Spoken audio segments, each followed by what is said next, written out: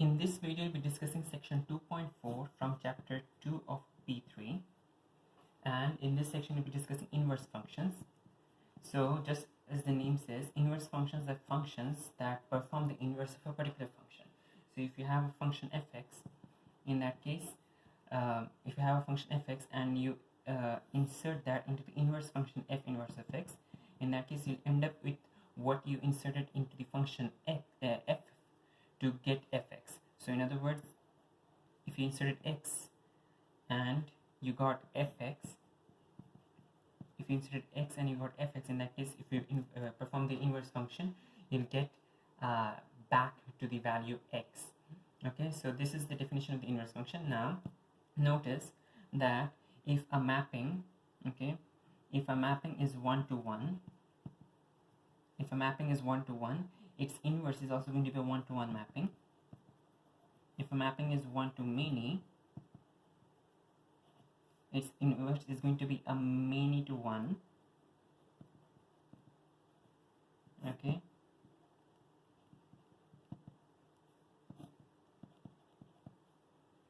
Okay, if a mapping is many to 1, in that case its inverse is going to be 1 to many.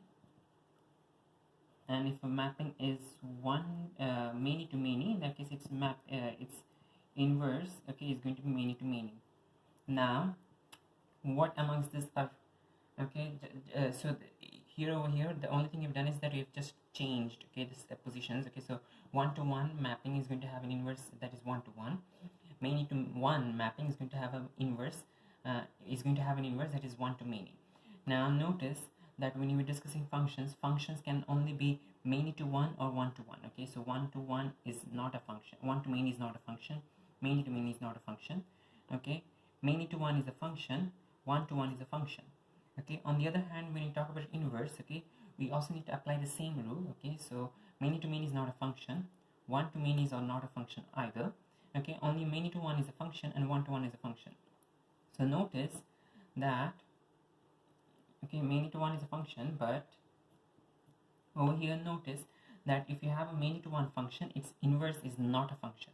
Okay, if you have a many to 1 function, its inverse is not a function. Okay, so this is not a function. Okay, so as a result, if you're talking about inverse functions, only 1 to 1 functions can have inverse functions. Okay, and only 1 to 1 functions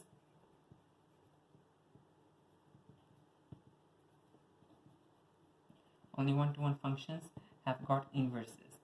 Okay, now again, as we said over here, the definition of the inverse is such that if you take fx, in that case you get back to your input x. Okay, so whatever was there in the range, okay, f inverse x is going to take that range and it is going to map it to values in the domain. So as a result, let's say that if you have fx and if you have f inverse x, which is its inverse, okay, and again, as I said, f inverse x exists for only 1 to 1 functions. Okay, the inverse of a 1 to 1 function is going to be a 1 to 1 function as well. Okay, so for fx, the domain of fx is going to be the range of f inverse x, and the range of fx is going to be the domain, okay, of f inverse x. Okay, so it's just flipped around. Okay, so you have the domain of fx is the range of f inverse x, and the domain of the range of fx is the domain of f inverse x. Okay, now if you have, let's say that we have a function fx, if you perform the function f inverse on top of this, f and f inverse are going to cancel their fx, and as a result the final answer is going to be x. The same is true if you first perform f inverse x, and if you do f later, in that case this will also cancel out the two inverse functions are going to cancel out their effects, and thus you'll be getting back to the value of x. Okay, now if you try to draw a function, if you try to draw these functions on a graph, okay, notice that, let's say that you have a very random function. Okay, if you have a very random function such as this, okay, notice that fx and f inverse x are basically inverses of each other, so the domain becomes range, the range becomes the domain. In other words, we are changing x for y and y for x. Okay, so whenever you are given a function and you want to find the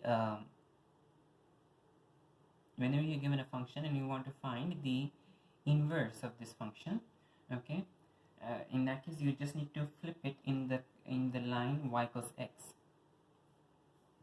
You need to flip it in the line y equals x. Okay, so you need to change y to x and x to y. So this function is going to become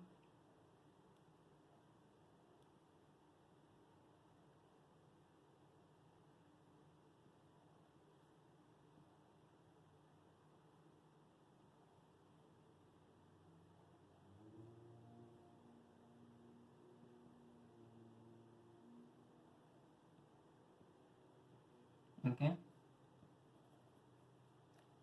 So again, you basically reflect the function in the line y equals x to make x, y and y x, so that way you get your inverse function graph. Okay, so this is the function and this is the inverse function graph. Now, okay, in order to find the inverse, let's say that if you are given an equation, let's say you're given an equation y is equal to sec of x, okay, y is equal to sec of x, and you want to find, let's say that this is f of x, okay, f of x is equal to sec of x, and you want to find the inverse of this function, okay, the inverse of this function. You need to restrict the domain for this one, for this to be a function, but let's say that you want to find the inverse of this function. You basically try to you have to find out x from this function, okay, rearrange this equation to find x, and that is going to be your inverse function. We'll do examples for that, but before we continue doing examples though,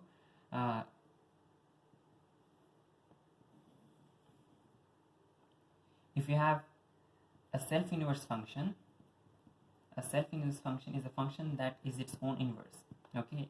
In other words, a self-inverse function, we'll consider examples for this as well, okay. A self-inverse function is such that its function is the same as its inverse, okay. So a function is the same as its inverse. In that case, you call it a self-inverse function, okay. So in this case, let's say that if you write f inverse of f of x, okay, f inverse of f of x, this is equal to x, which you already noticed over here, f inverse of f of x, this is equal to x, okay. But because f and f inverse are the same, I can replace f inverse with f, and therefore I can write this as f square x, okay. Because the function is a self-inverse, if you apply the function twice, it is going to inverse itself, okay. So f square x, or you can also write this as f minus 2x. So you are applying the inverse function twice. So for a self-inverse function, the function is the same as its inverse. We'll consider examples for this, but for the time being, f inverse of fx or f of f inverse x, both of them will give you x, okay. This for a self-inverse function, f square x and f raised to minus 2x is also going to give you the same answer, okay, x, okay. So in other words, for a self-inverse function, if you apply the function twice or apply the inverse function twice, you're going to get back to the answer x, okay. Now let's consider examples. The first example we're going to consider is example 13 on page 24, okay. So in example 13 on page 24, they have given us a function hx is equal to 2x squared minus 7, okay, such that x is greater than or equal to 0, okay. Now they in the example that they solved, they tried to use a set diagram, okay, by doing every step by moving from one set to another. Over here we'll try to do it, okay, using algebra only, okay. So let's say if hx equals 2x squared minus 7, and you want to find out what h inverse x is, in that case we need to replace for the time being hx with y. So you get y is equal to 2x squared minus 7. Find what x is, okay. So rearrange the equation such that, because we need to find x, okay, so find what x is, okay, rearrange the equation. We get y plus 7 the whole by 2, y plus 7, divide the entire thing by 2, then take the root, okay. So x equals root of y plus 7 by 2, and therefore h inverse x is going to be equal to root of x plus 7 by 2, okay, x plus 7 by 2. Now notice in this case the domain was x is greater than or equal to 0, so in this case the range is going to be h inverse x, range is going to be h inverse x is going to be greater than or equal to 0. Okay, now here the range was, notice if you insert 0, this is 0, 0 minus 7, and anything other than 0 will give you an answer greater than minus 7. So the range over here was hx is greater than minus 7, greater than or equal to minus 7. Here the domain is going to be x is greater than or equal to minus 7. Okay, now the next example you're going to do is example 14 from the same page 24, example 14. And this question they are giving us that fx is equal to 3 by x minus 1. Fx is equal to 3 by x minus 1, where x is a member of R, comma x is not equal to 1. Okay, x is a member of R, x is not equal to 1. So rewrite the function as y is equal to 3 by x minus 1, and now rearrange it so that x is the subject. Okay, so to rearrange, let's let's take x minus 1 to the left side and y to the right side. Okay, so you get x minus 1 is equal to 3 by y. Okay, so x minus 1 equals 3 by y, and then take 1 to the other side, you get x is equal to 3 by y plus 1. You can simplify this if you wish to, or you could just leave it over here. Okay, and therefore f inverse x is equal to 3 by x plus 1. 3 by x plus 1. Okay, now notice x is a member of R, x is not equal to 1. That is the range of f inverse x. F inverse x is a member of R, f inverse x is not equal to 1. Okay, so the domain of the fx is the range of f inverse x. Now what is the range of fx? Okay, you can draw a graph to help you visualize this if you cannot just write it down directly from this expression. Notice x is not equal to a member of R. X is any real number. X is not equal to 1. At 1, this is invalid. So since x is any real number, you do have both the parts of the parabola, of the rectangular hyperbola, So the range is going to be fx is a member of R, fx is not equal to 0. Okay, you can visualize this if you try to draw the graph. Okay, for this function over here, the range is going to be x is a member of R, x is not equal to 0. The domain over here is the range for fx is going to be the domain for f inverse of x. Now let's consider the next example. In this example, we are having example 15. Over here, we have fx is defined by root of x minus 2.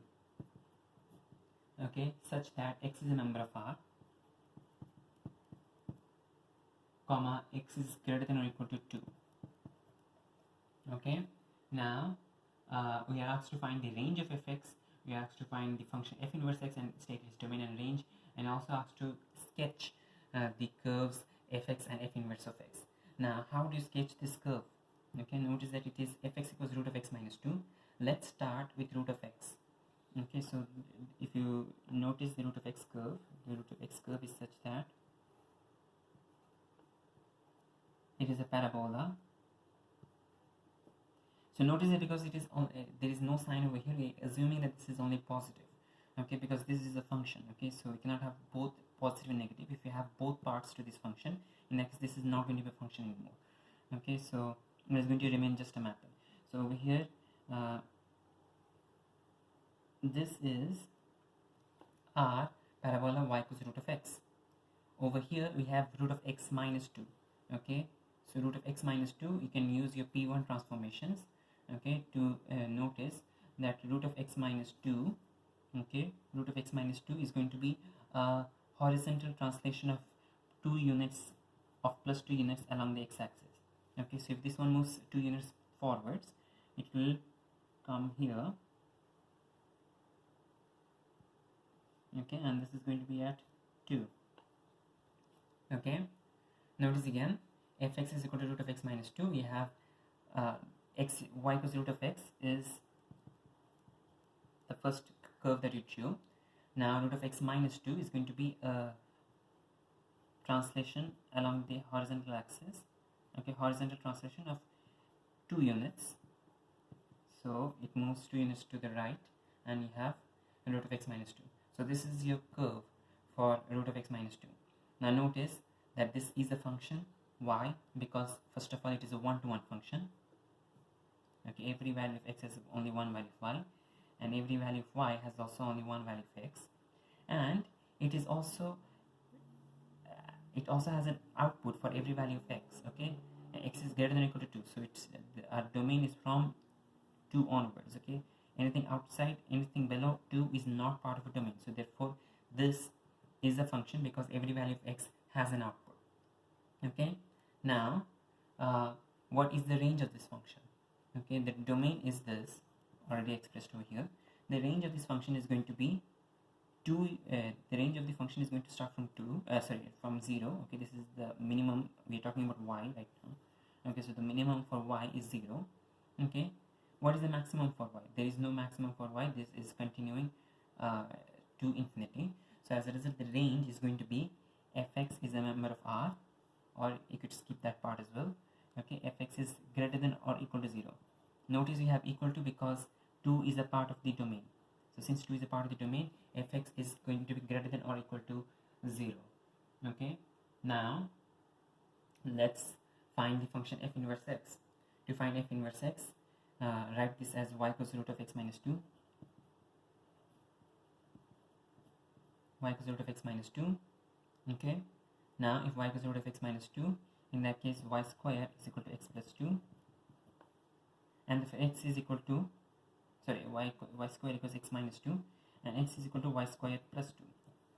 Now write this as an inverse function. We have f inverse of x is equal to x plus 2, x square plus 2. F inverse of x is equal to x square plus 2. Now what is the domain for this function? The domain for this function is going to be the range of fx. So in this case the domain is going to be x is greater than or equal to 0. Okay, so x is a member of R, x is greater than or equal to 0. What is the range of this function? The range of this function is going to be the domain of f, okay, which is fx is a member of R, fx is greater than or equal to 2. Okay, so now the last part of the question is to draw a sketch for this curve.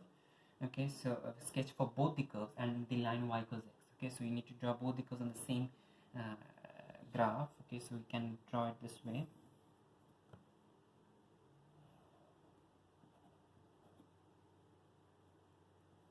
This one starts from 2, it's a parabola.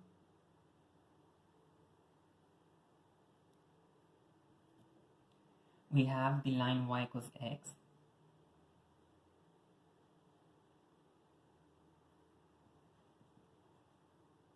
Okay, and if you want to flip this, okay, because the inverse is going to be the flip reflection in the line y equals x, so this is going to start from 2 here,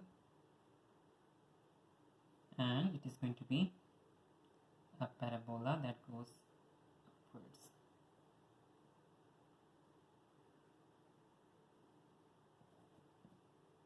Okay, I mean it doesn't look perfectly symmetrical, but you can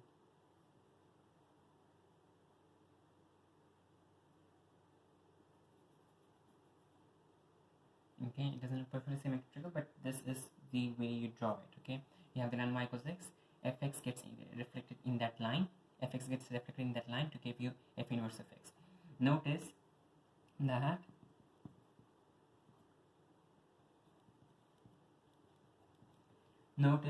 that your function is a one-to-one function, and your inverse is also a one-to-one function, so they are both functions, and yeah, because this was a one-to-one function, f inverse of x exists. Okay, the inverse exists. Okay, because the inverse is also a one-to-one mapping, and thus is a function. Now let's consider another example. In this example we have example 16 from the same page number 25, and in this one we are given fx is equal to x square minus 3 such that fx is equal to x square minus 3 such that x is a member of R, comma x is greater than or equal to 0. Okay, x is a member of R, x is greater than or equal to 0. Now the first part is to find f inverse of x. So to find f inverse of x, write this as y equals x minus x square minus 3. Rearrange to find x. You get x is equal to root of y plus 3, root of y plus 3, and therefore f inverse of x is going to be equal to root of x plus 3. Okay, now the domain over here is going to be the range for this, therefore f inverse of x is going to be a real number such that f inverse of x is greater than or equal to 0. Okay, and the range for this is the domain for this is going to be the range for this. Okay, and the range for this, if you notice, if you substitute 0 you get minus 3. Anything other than 0 gives you a higher value than minus 3, so minus 3 is a minimum value. Okay, so since minus 3 is a minimum value, for this one the domain is going to be x is a member of R, x is greater than or equal to minus 3. Okay, minus 3 is a part of the domain here, because minus 3 is a part of the range, and that is because 0 is a part of the domain. Okay, so equal to, it's greater than or equal to, and over here also we have greater than or equal to. Okay, now we need to sketch the curve, okay, for both x square, for both fx and f inverse of x. Notice we have x square minus 3, so you can draw x square minus 3 as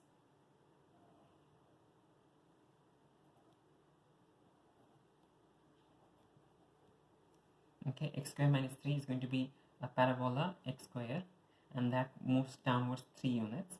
So you have starting from minus 3, okay, and this is your x square minus 3 for x is greater than 0. Okay, our domain says that x is greater than or equal to 0, so this is x square minus 3. Okay, and to draw the curve of root of x plus 3, this needs to be the reflection of this in the line y equals x. So this is the line y equals x, this is y equals fx. Okay, and therefore this is going to start from here.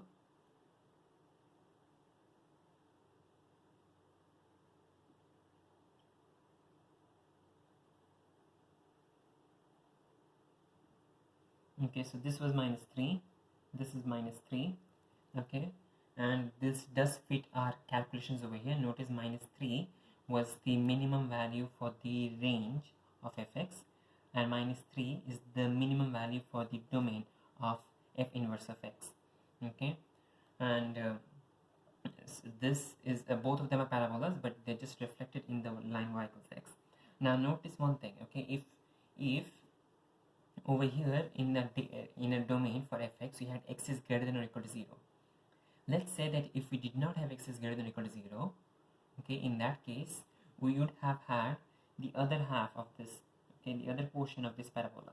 Okay, now if we did have the other portion of this parabola, let's say that we have this other portion of the parabola, if we did have this other portion of the parabola, in that case fx would still be a function, because fx would be a many to one function. But in that case f inverse of x would not exist, because f inverse of x would be a one to many mapping. Okay, and that would not be considered a function. So over here, by restricting our domain, we are making the function one to one, and therefore the inverse exists, which is also one to one. Now in part C of the question, they are asking us to solve fx is equal to f inverse of x. Okay, fx is equal to f inverse of x. So you basically substitute both the equations for fx and f inverse of x. You get x square minus 3, x square minus 3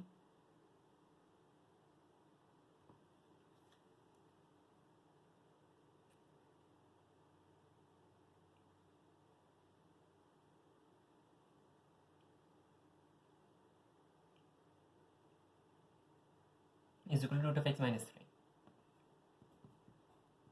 Sorry, root of x plus 3. Okay, so when fx equals f inverse of x, x square minus 3 equals root of x plus 3. Now notice one thing over here. Okay, we can use another trick over here, and it is the fact that whenever while you're trying to solve this, the meaning of trying to solve fx and f inverse of x, okay, x square minus 3 equals root of x plus 3. You can try to solve this definitely using a calculator. You can use the equation symbol equation function of the calculator to solve this. Okay, x square minus 3, you can square both sides, okay, and then you'll be getting a quadratic equation. Okay, and so you'll get a quadratic equation definitely. So you'll get x raised to 4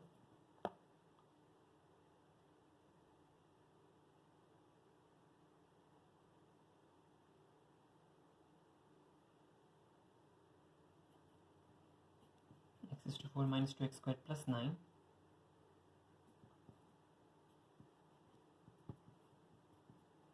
Okay, so x raised to 4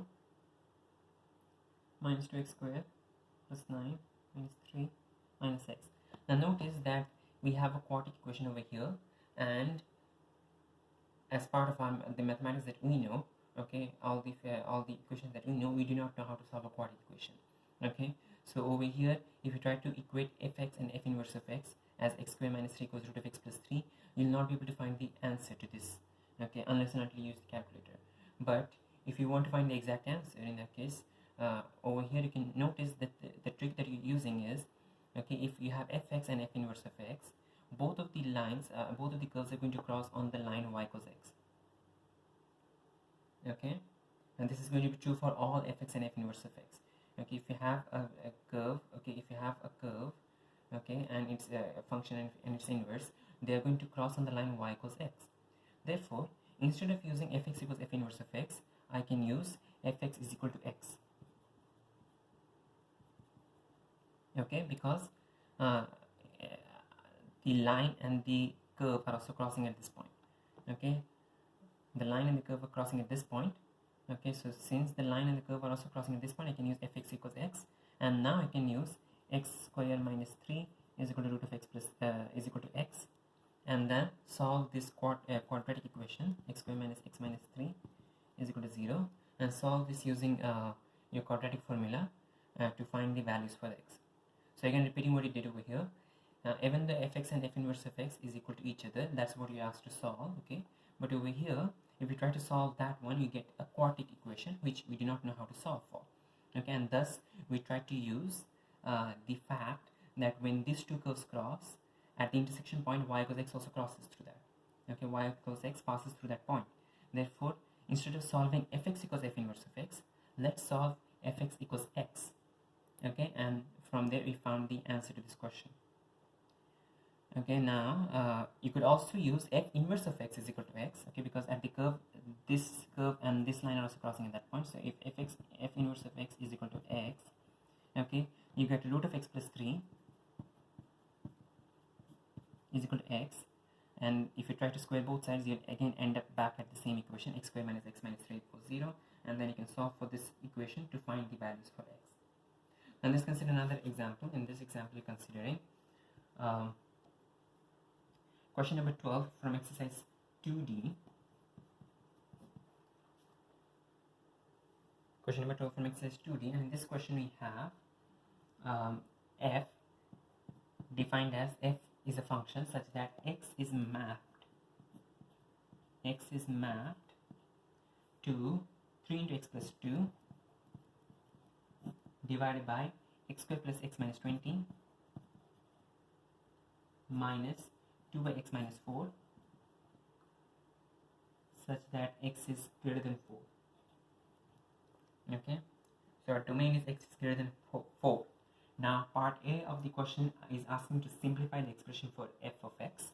Okay, and there notice that we have x minus 4 here, we have x squared plus x minus 20. We can factorize this, and this is going to become x plus 5x minus 4. Okay, so f of x is equal to 3 into x plus 2 divided by x plus 5 into x minus 4. Okay, this is the factorized version of x squared plus x minus 20. And notice that we have got x minus 4. We have got x minus 4 and 2 in this fraction. In order to in order to be able to combine them, you need to have the same denominator, and therefore you're going to multiply both numerator and denominator by x plus 5.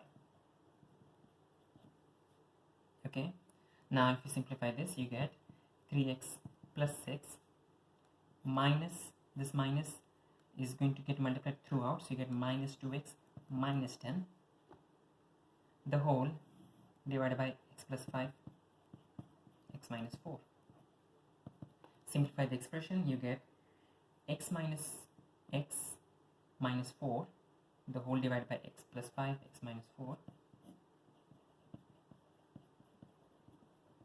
X minus 4 cancels out, you get 1 by x plus 5, and therefore f maps x to 1 by x plus 5. Okay, and the domain is the same, the domain does not get changed. Okay, now the second part of the question is to find the range of f. Okay, so you can draw the graph for f 1 by x plus 5. The graph for 1 by x plus 5 is going to be, let's see, we can start from 1 by x. You can start from 1 by x. 1 by x plus 5 is going to be a horizontal translation of minus 5 units. Okay, so this entire graph is going to move horizontally minus 5 units, and therefore this is going to become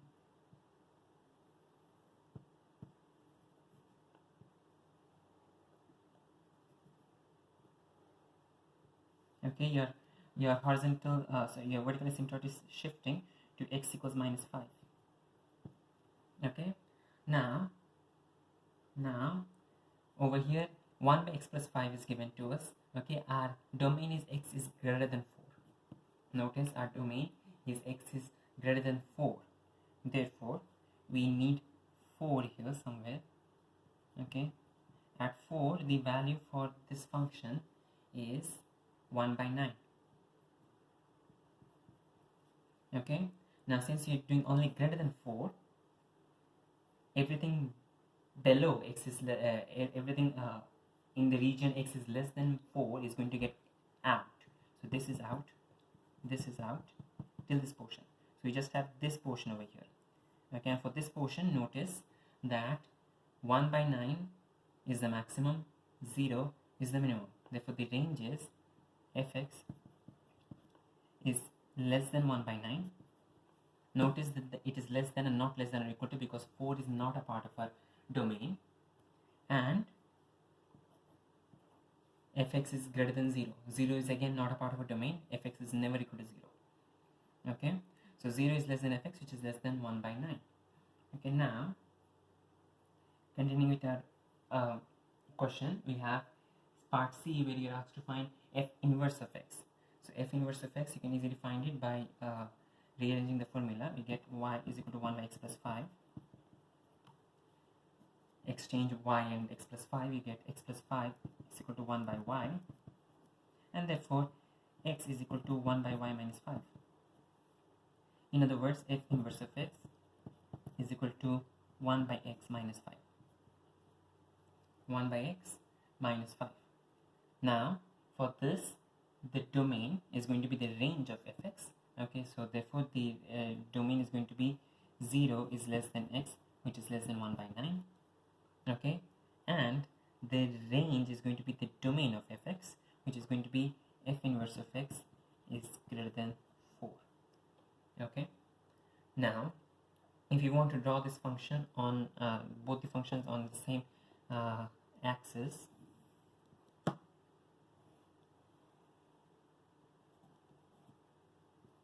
we have at 4 we have this curve that moves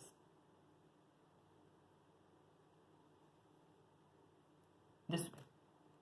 We need to, this is the curve for y equals fx. Okay, now if you want to draw the inverse, in that case you'll be flipping this in the line y equals x. Okay, so it will start from somewhere here and it will move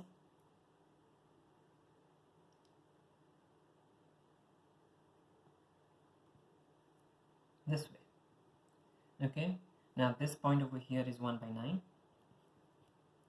this point over here is 1 by 9, and this also gets flipped, so you have 4 over here. So everything in x becomes y, and everything in y becomes x. Now this does feed our domains and ranges over here. You can notice that for fx, our domain is x is greater than 4, and so it is all x greater than 4, and our fx is between 0 and 1 by 9. So we have 0 and 1 by 9. These are going to be actually empty circles, just in case you are wondering, okay, because 1 by 9 is not part of our range. Okay, then we have for f inverse of x, y equals f inverse of x, we have y equals f inverse of x, we have x is between 0 and 1 by 9 exclusive, and f inverse of x, the range is going to be greater than 4. Okay, so again, both in this case fx and f inverse of x are both one-to-one functions. Okay, if you have a question, often questions come up where you are given a quadratic equation, okay, where you're given a quadratic function. So let's say that if you have a function such as this, okay, and you have your and you are asked to find the inverse of this function. The thing is, the inverse for this function is not going to exist, because this function, even though this is a function, this is definitely a function.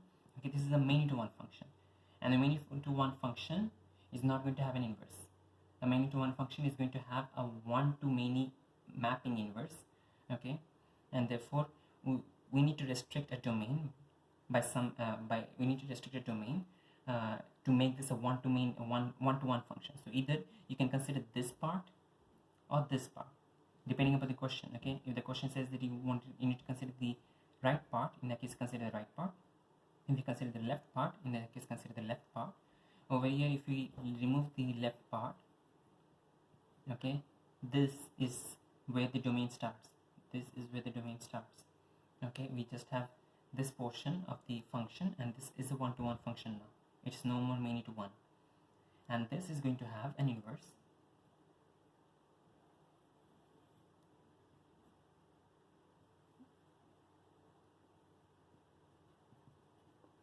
This is going to have an inverse. The graph is going to be a reflection of the original graph in the line y equals x. Okay, if you had the negative portion of the curve, okay, let's say that if you had the other function where the right portion was dismissed, in that case, okay, in that case you'd flip it again in the y-axis, y equals x line, and this would become